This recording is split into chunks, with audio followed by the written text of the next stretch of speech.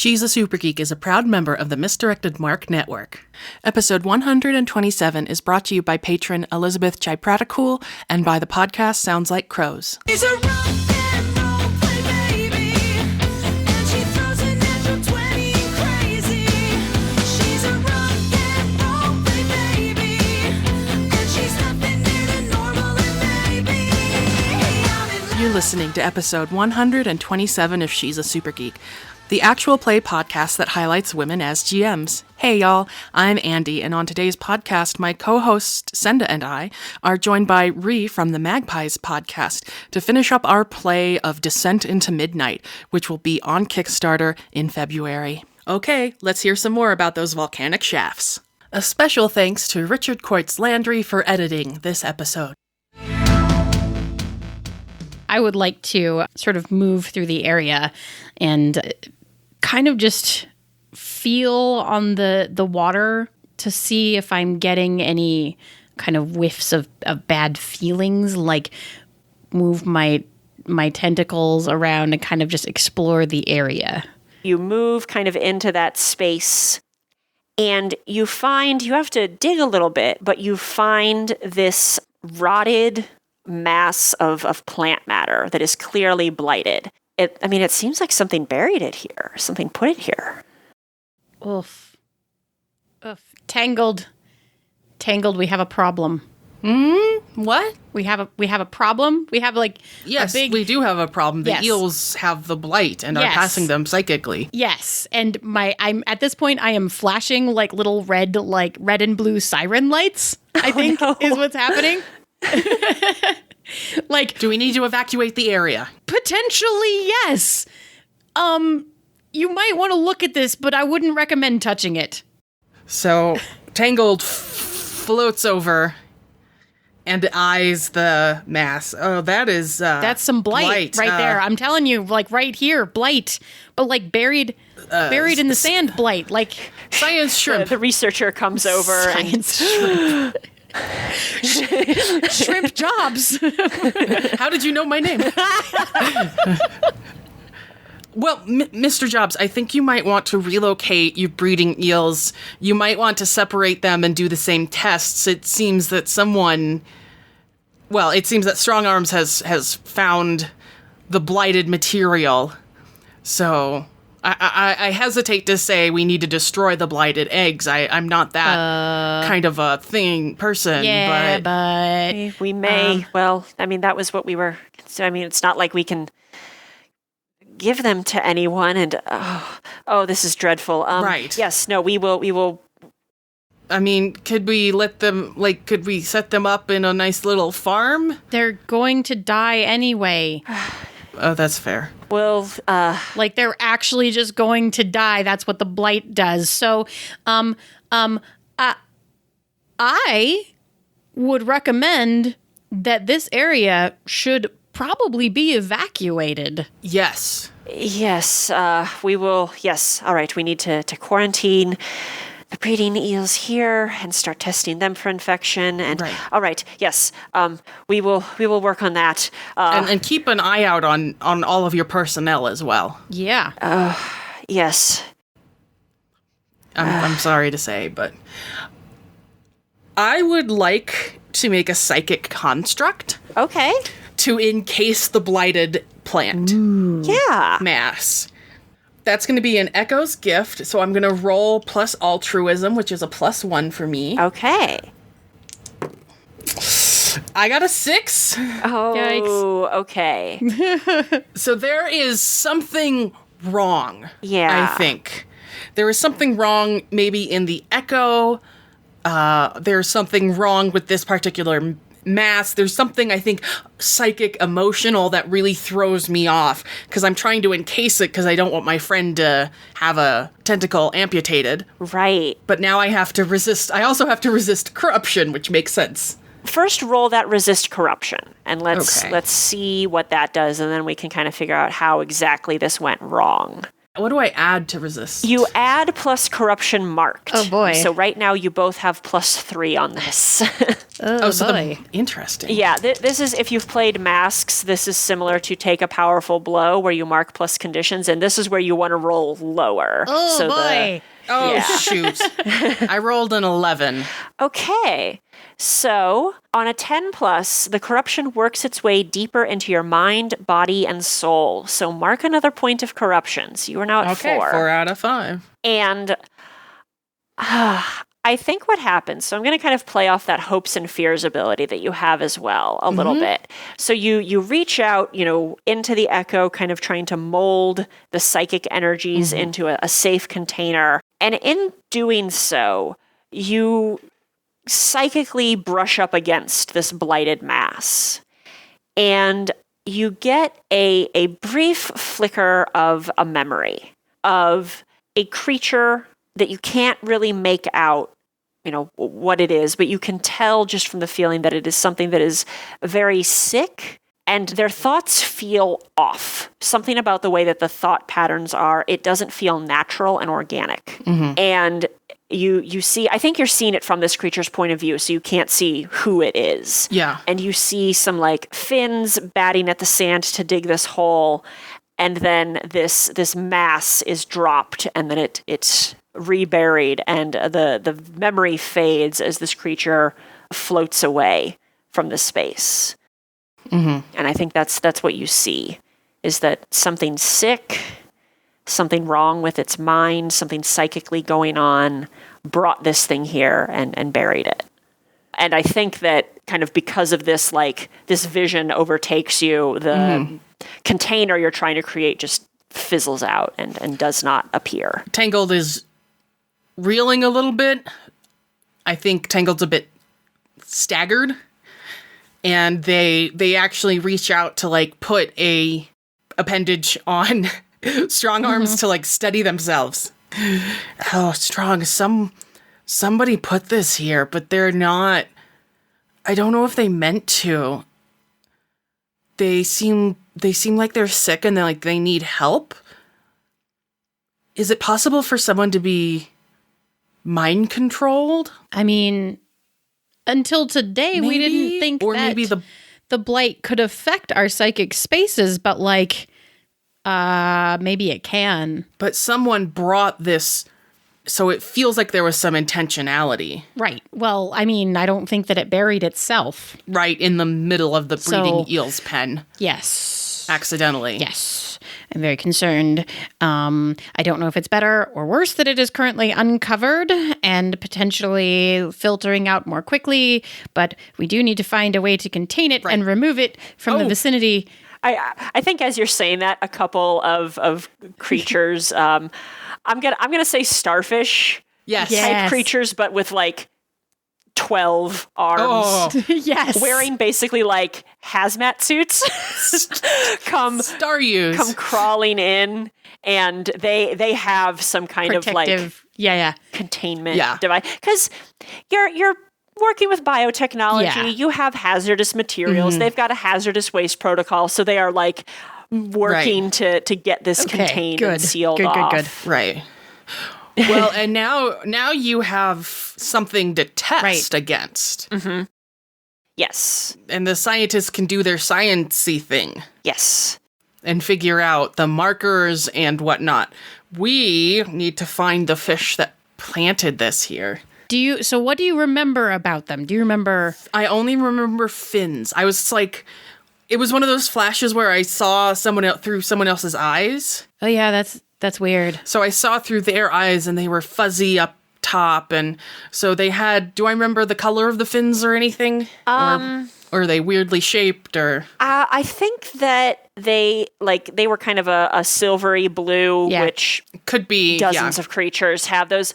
But I think that one of them had a kind of some of the I feel like the blight kind of, the way that I'm picturing is that when plants get those spots where it kind of eats a hole through it where it's black around the edges. Yeah. I think that the fin had some of those black, one of their fins had some of those black infection holes on it. Right. At least one of the fins had some places that the blight had eaten through. Oof. And I think my tentacles make a series of holes And then I like look through them at you. Yeah.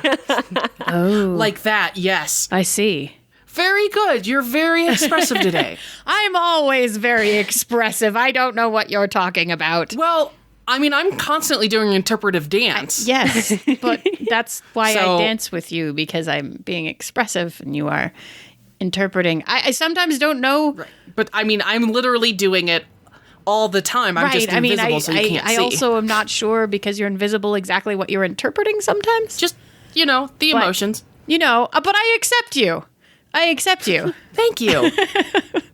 So I think maybe should we check with some of the clinics to see if any fishes come in, like with parts of their fins eaten through? That would be a good move. We should also maybe ask Shrimp Jobs if anybody's like not showed up for a shift or something, or been acting sick. Oh, that's good, because this is locked Yeah. down. This is researchers so only. maybe we can narrow it down to a list or something from here. Okay. Yeah. Yeah, I think that in talking with Shrimp Jobs, Mr. Jobs. Everybody on the podcast is missing all of our like tentacle gestures, and they're very funny. Oh, well. Just to be clear. is able to tell you that unfortunately they've had a number of researchers, I think I'm going to say 4, who haven't shown up recently because, you know, you work for algae, you get the latest the latest tech. Oh boy. So Oh, they were, Yes. but that would have been after Right. Yeah. this was placed. So was there someone who maybe didn't show up for work before then? Or an unusual delivery, maybe? Or a person making a normal delivery, but they weren't your normal delivery person? So there's like there's the researchers who do all the science, and then you kind of have the eel caretakers, who are the Yes, ones that are yes. actually out there, you know, herding the eels around, Getting them and- to like each other. Exercising them. yeah, making sure that they're eating, and you know, all of that stuff. And I think that he has to think about it for a little bit, but he does recall that one of the caretakers hasn't been in for several cycles now. I feel like we're deep enough that there's probably not really a concept of days, Yeah. Day-night thing. but yeah, there's yeah, some yeah. kind of timekeeping cycle. Yes. Right. So for several cycles, they haven't come in. It's based on the when the volcanic shaft erupts. quote Yeah. unquote. Yeah, when there's sort of a new burst of thermal energy. Right. A caretaker known as Lime hasn't come in for several cycles, and I think they look similar to the Rememberers, the little silver fish, but they're larger, and I Yeah. think that they have Yeah.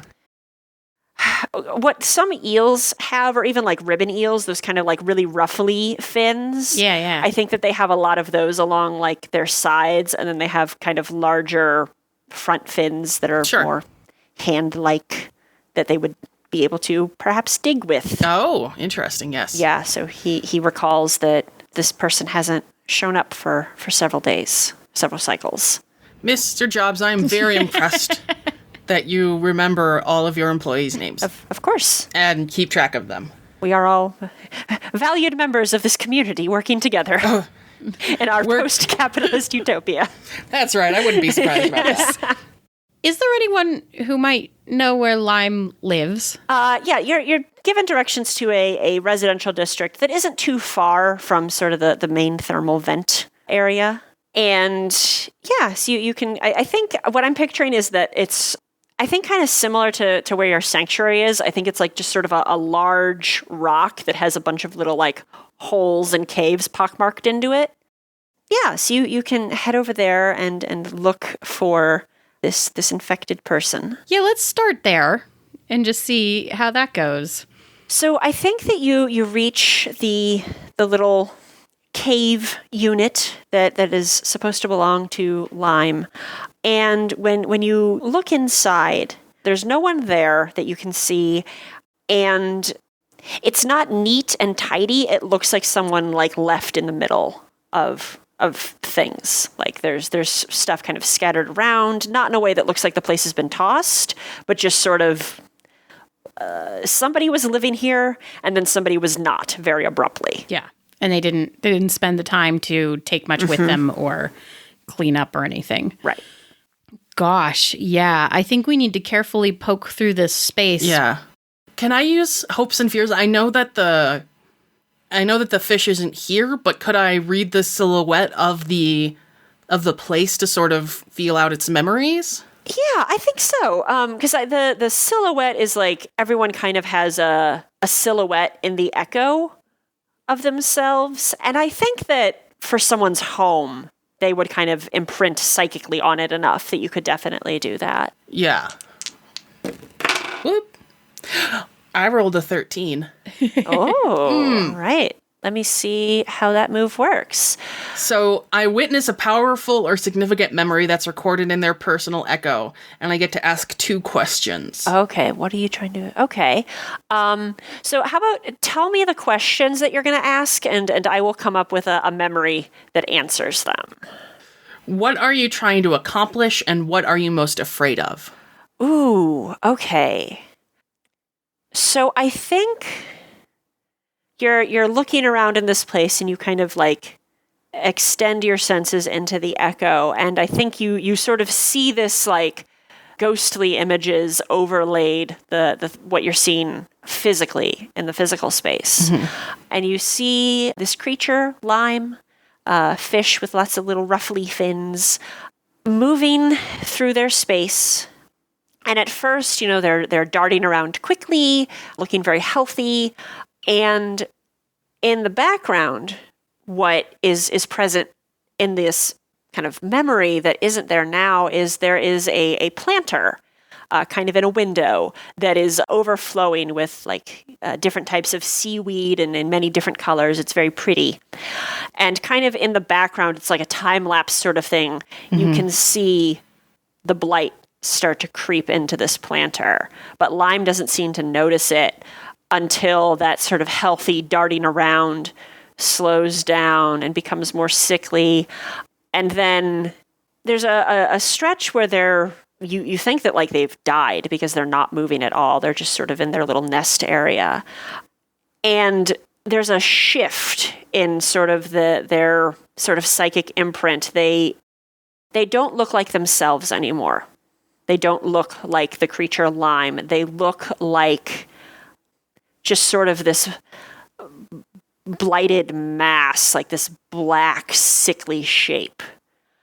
And that sickly shape kind of moves very stiffly over to this planter, which is now just full of this rotting plant material, and it balls up the rot in its fins and then swims out of the place.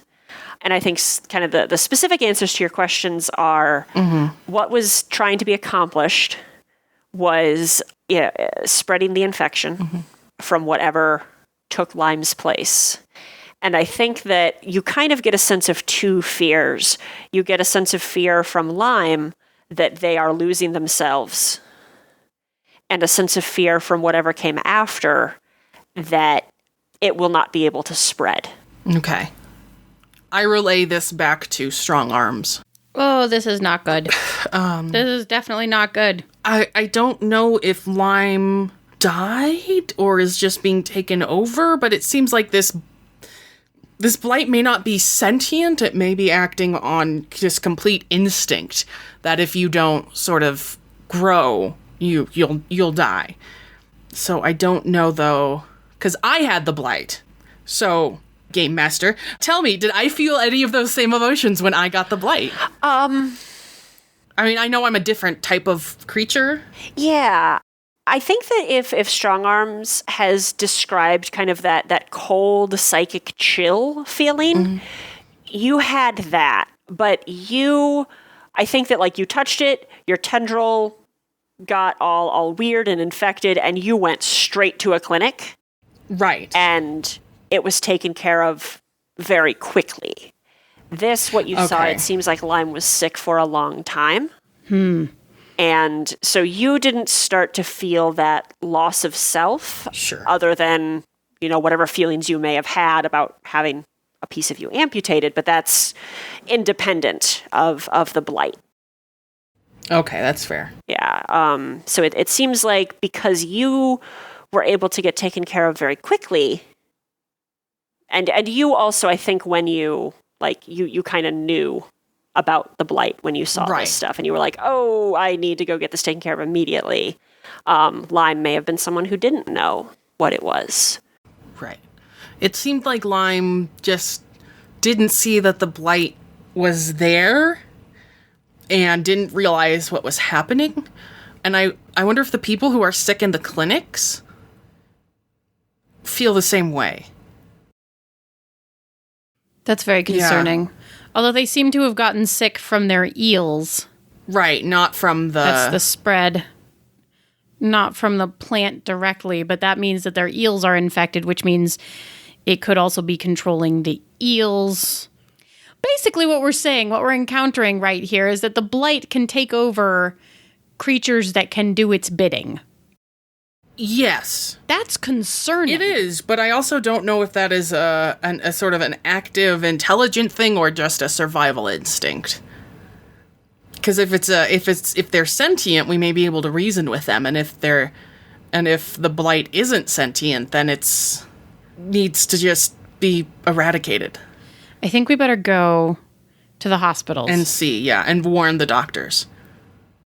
Warn the doctors and see if we can get anything from the poor fish who are already infected at this point. I agree. I mean, the frightening thing being that there are fish who came in, but how many other fish didn't? You're right, because there wasn't a broadcast that there was sort of a new illness out there. We didn't want to create Or a panic, problem. Yeah. but we may have... We're going to need to have some kind of announcement because the only way to quarantine it is going to be to get everybody in one place. So you're going to head over to one of the clinics? Yes. Okay. So you make your way over there, and it's sort of a similar feeling as to when you got to the algae headquarters.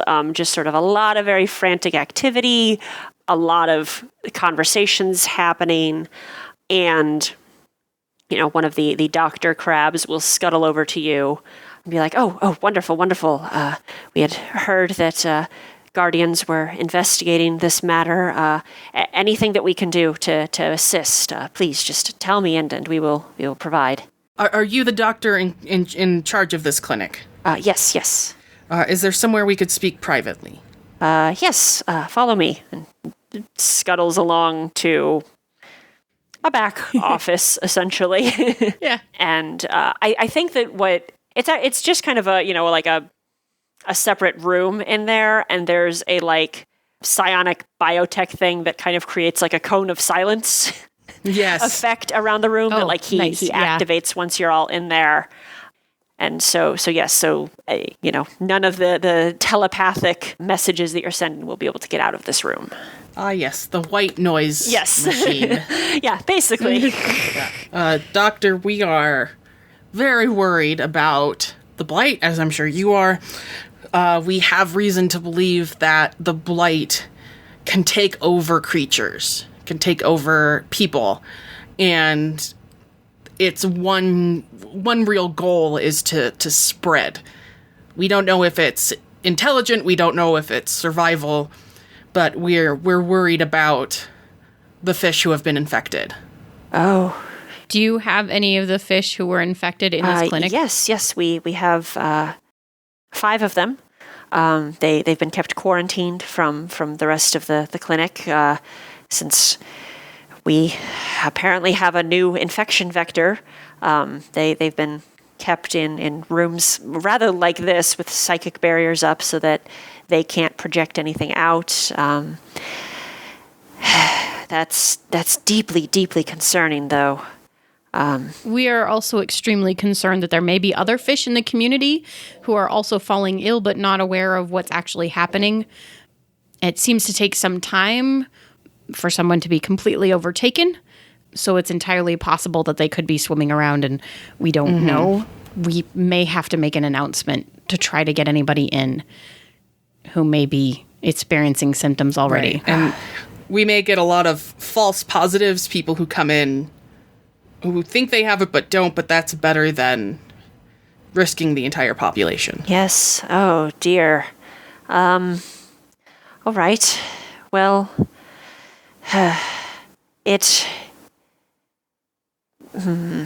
we can talk about putting out an announcement about this illness, but I fear that it will lead to mass panic in the community.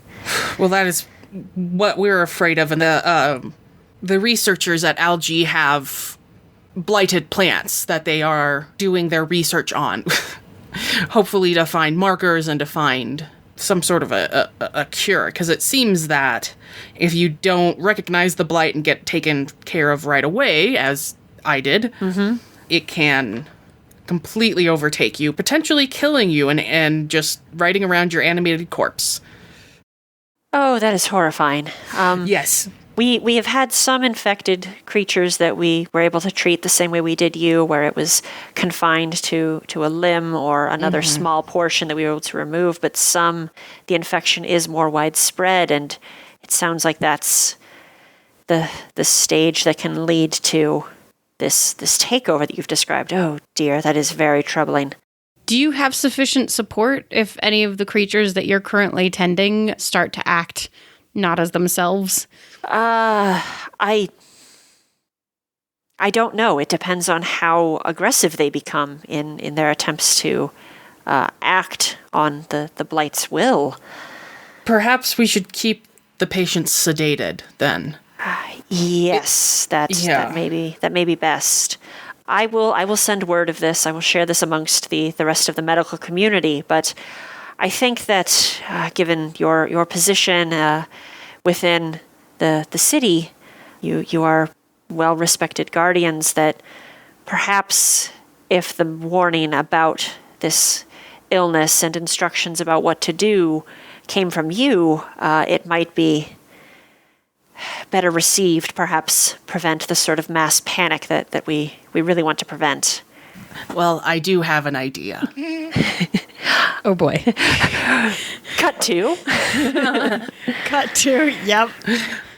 I'm also very flashy, so please tell me what to do. I literally have the old razzle dazzle. I was thinking we could together create some sort of PSA, song and dance routine. Okay. Yes. Good. Yes. That is not necessarily panic-inducing, but it's lighthearted, it's a musical, but people still know that they should take it seriously because it's coming from the Guardians. But it is done in an entertaining way. Okay. I love this very much. How do you want to go about doing this? Talk to me about the razzle-dazzle move. It's officially when I put on a display, a dazzling show, roll plus calm on a hit. All eyes are on you for the moment, at least. It's really actually a distraction technique, but I really love it. So the thing that I would say is, I think we need to get the rememberers on board. Yes. So I think what we need to do is basically like do a thing and then have them play it back all over the place. Yes, exactly. Okay. So I think this sounds like there's gonna be multiple moves here. I like the idea of using the old razzle dazzle as part of this, and I think that we can. I think we can maybe kind of like tweak some of the items on this list or interpret them a little differently to fit. Yeah. And then it sounds like for Tangled, maybe Heart of the Beholder.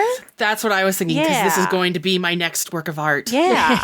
So I think what I'm going to say is kind of depending on how you both do on these roles for kind of creating this new work, you may get some pluses to work with the Rememberers. That will be a reach out role, which is about reaching out to the community to ask for help. Right. Mm-hmm. And so kind of depending on how you're kind of combining these two special playbook moves to create this work that you'll then present to them to spread to the community. Yes. Mm-hmm. So I'm going to say, since it's the more complex one, let's start with Heart of the Beholder. Yeah. I'm writing the song in my head. Oh boy. If you're feeling kind of ick and you think you have a sick, come down to the crab clinic. I love it. Okay. So for this, you will roll plus hope. Oh, yay! 13! 13. Okay, on a 10 Woo! plus, you have 3 inspiration that you can kind of hold and spend, and you choose 2 from the list. The process of creation reminded who you really are. You can clear corruption. It helped you process your recent past. You can clear a condition, which I don't think either of you have taken any conditions. Not yet. No, but we can clear a corruption. That sounds good. Yes. And then you can, it connected you to a personal truth, so you can mark harmony as well. Yes, I think we're gonna clear a corruption and mark harmony. Wonderful. My personal truth, I care deeply about this community.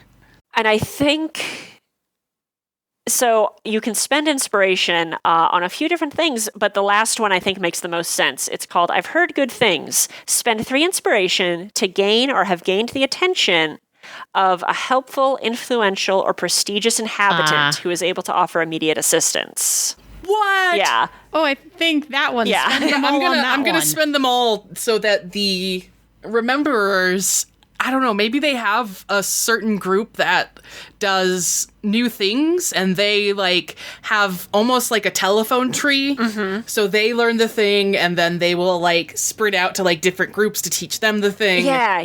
I think you will be able to get, you'll be able to present your work to the kind of the test kitchen, for lack of a better descriptor. Yes. They're the ones that try out the new things, and then if they work, they can disseminate them out. And so then let's have Strong Arms do the old razzle dazzle. Our old razzle dazzle. Not as good. Let's see. 8, 9. 9. Okay, so you get to pick 2 off of this list here. Set up an opportunity for your allies, expose a weakness or flaw, hold their attention, avoid drawing unwanted attention. So I think the ones that are logical here is that I'm setting up an opportunity for my allies, right? Yeah. Yeah. I'm using it a little bit differently because I'm like giving them like cool, flashy Right. show stuff that they can translate into like a way to hold the attention of people who need to see it. And then Can I make a suggestion? Yes. I think I kind of like to interpret avoid drawing unwanted attention. You do this in such a way that it will not, the unwanted attention would be panic. This will not get a panic reaction from people.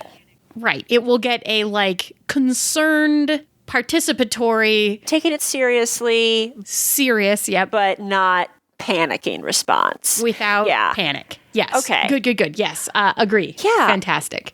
And then, I was going to have you roll reach out, but I feel like you both did really well on those 2 things. and so I think that, you're able to, like, you work together and compose this message through song and dance and color and light and present it to this group of rememberers who are able to spread it throughout the rest of their community.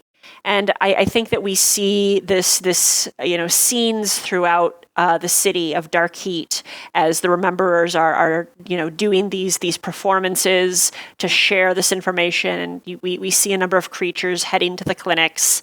And the clinics are like, there's a lot of people there. They're a little overwhelmed, but they are getting assistance. Other members of the community who are healthy are there kind of volunteering to help and make sure that everyone is seen and taken care of. There still is not a cure for the blight. And a number of creatures are admitted into the clinics without a lot of hope for treatment. But there is research happening, and for the moment, you have prevented a mass outbreak of this disease in your community through the power of art. And Yay! so where we're going to end is kind of to bookend the adventure is back in the sanctuary. And, after I think that, all of the messages have gone out and people are going to the clinics and you've kind of seen the outcome of your work, you both return to your sanctuary to sort of process what's happened. And how does the sanctuary change in response to your emotional states? What are you bringing into the sanctuary now? I've brought actually like a little potted seaweed type thing, which is by the door. And it's actually there because every time I come in now, I check it. Canary in the coal mine. Yeah. Yeah. Yeah. Okay, I like that. How about Tangled? Tangled is worried, but also doesn't want to stress out Strong Arms anymore.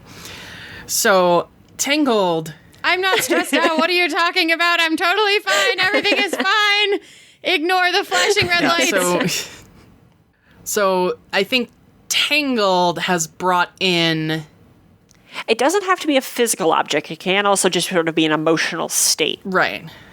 So Tangled has spent time imbuing the sanctuary with calmness and maybe even little bits of that catchy jingle so that, you know, even if we get worried, we're like, hey, you know, we've gone through some bad stuff before, like it's going to be okay and it's good. We're going to figure it out. We're going to figure it out. All right. And Go down to the crowd. and that is going to be the end of our story for today. That's Descent into Midnight. My God, that's such a cute Isn't game. it? It's really just wonderful and always ends up being a very like emotion heavy experience I have found. And I love that you saved the day with art. That's really, really wonderful. We win tabletop gaming.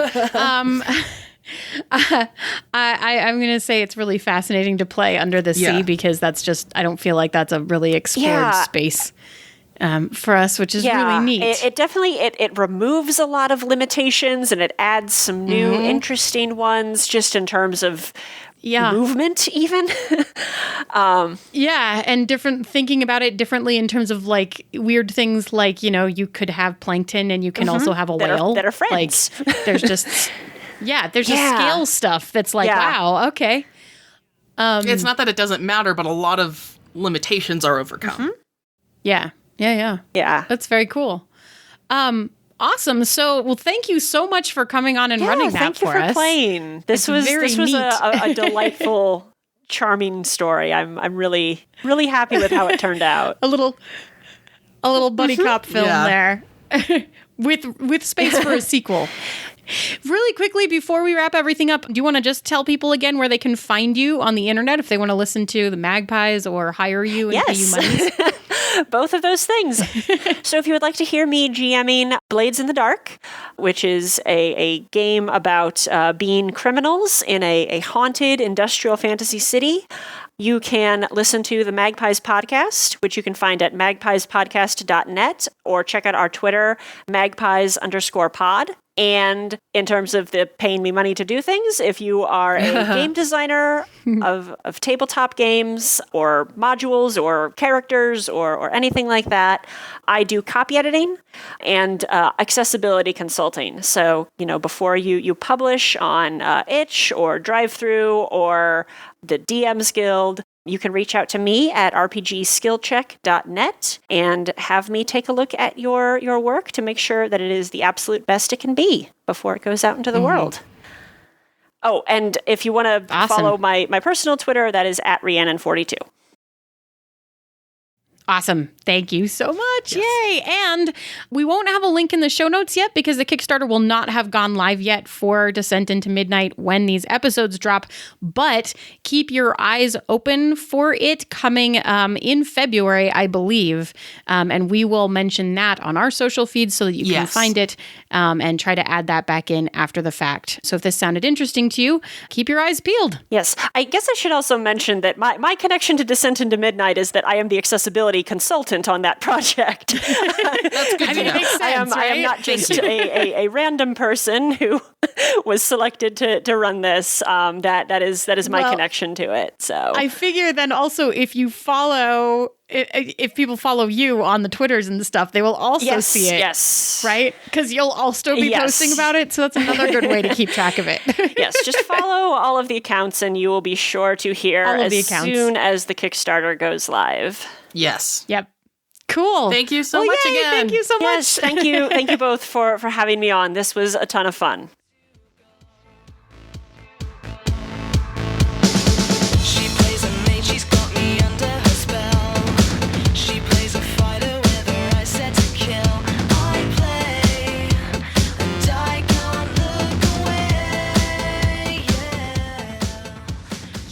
We hope you enjoyed episode 127 of She's a Super Geek.